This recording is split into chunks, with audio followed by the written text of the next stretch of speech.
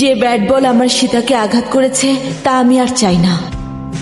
কে রে, তুই মিতার জন্য আমাদেরকে ছেড়ে ওই স্কুলে ভর্তি হয়েছিস, এখন নিজের পছন্দের ক্রিকেটও ছেড়ে দিবি?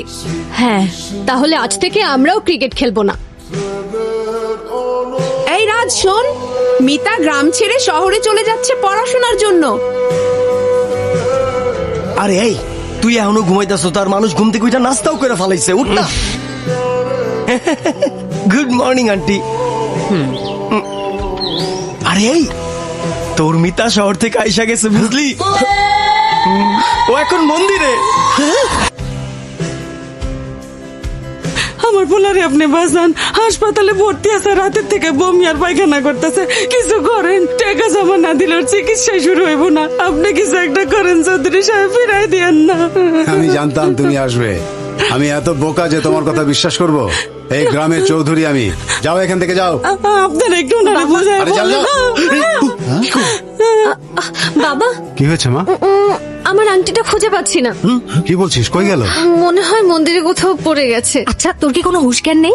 আংটিটা শাশুড়ি অনেক ভালোবেসে দিয়েছিল, হারিয়ে গেছে শুনলে আমাদের সবাইকে মেরে ফেলবে। কিছু একটা করো। মন্দিরে আমার মেয়ের আংটি পড়ে গেছে, যে খুঁজে দেবে তাকে 50,000 টাকা দেওয়া হবে। 50,000? আমি আংটি খুঁজে পাইছি। আন্টি পাইছে?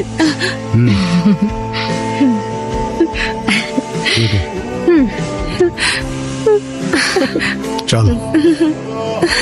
ভগবান সত্যি আছে ভাই, এই বেচারির জন্য উনি রাস্তা খুলে দিয়েছেন। ভগবান খুলে দেননি, আমার মিতা দিয়েছে।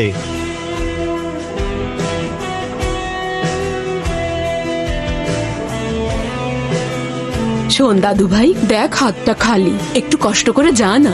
মেহেদি পেরে নিয়ে আয়, আমি 2 হাতে লাগাবো। আচ্ছা, এই বুড়ো বয়সে তোমাকে হাতে মেহেদি লাগাতে কে বলেছে? হ্যাঁ, আমি এসব পারবো না, যাও এখান থেকে। কইলাম না যাও এখান থেকে। তোকে গলা টিপে মারবো। তুমি কবে এসেছো মিতা? কালকে এসেছি। আসলে আমার বান্ধবীরা মেহেদি খুব পছন্দ করে। তোমাদের বাড়িতে তো মেহেদি গাছ আছে তাই না? ওই যে ছোটবেলা আমাকে দিয়ে দিতে, ওই গাছ কি এখনো আছে? আরে আছে তো, কেন থাকবে না? তোমার জন্যই তো লাগিয়েছি।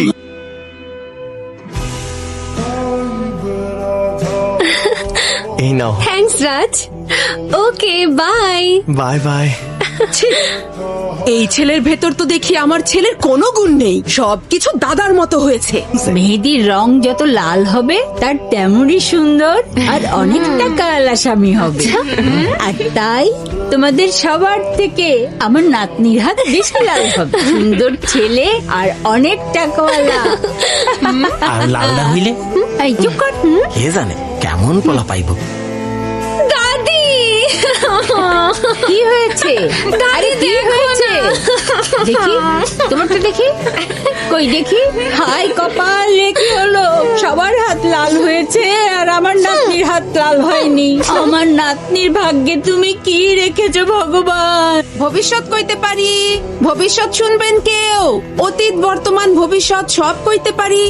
এই পোলারা, তোমরা কি তোমগো ভবিষ্যৎ শুনতে চাও? আমরা তো রোজই অন্যের ভবিষ্যতের কথা বলি, আপনি আমগো কি শুনাইবেন? আমি যদি তোমগো ভবিষ্যৎ কই তাইলে কিন্তু ভালো দিন আয় পড়বো। ওর দিন কেন ভালো যাইতেছে না বলেন, জলদি বলেন।